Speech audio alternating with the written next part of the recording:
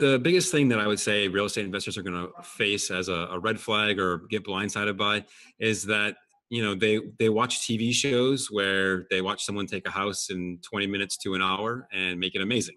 And then they look at these numbers and they get in their head, oh my God, look, I can make $40,000. Well, it's not to say that you can't make $40,000.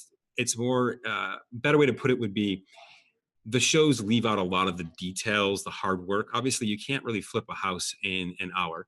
And when you're doing things like that, one of the biggest things you got to keep in mind is that there's a lot of different numbers that come into play when we're flipping houses.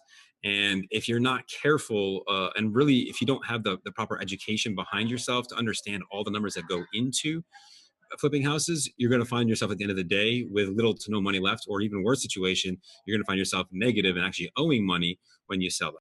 A lot of times the TV shows, they've gotten wiser and they've realized that, hey, this is, I got to factor in, the entire cost. So they may not break it out with, per, all the different costs, but they factor them in at least. So the profit's a bit more realistic. But, a lot of times what happens is these people come in, they watch a TV show and they say, oh, they bought it for 100, they put 50 in and they sold it for 250. So they made 100,000. Well, not exactly, right? There's all those other costs that you got to factor in. So maybe they made 50,000, but there was an extra 50,000 in holding costs, interest payments to lenders, all these other things that they didn't factor in. And so it's still a good deal. It's just not as good as what it might look like on TV.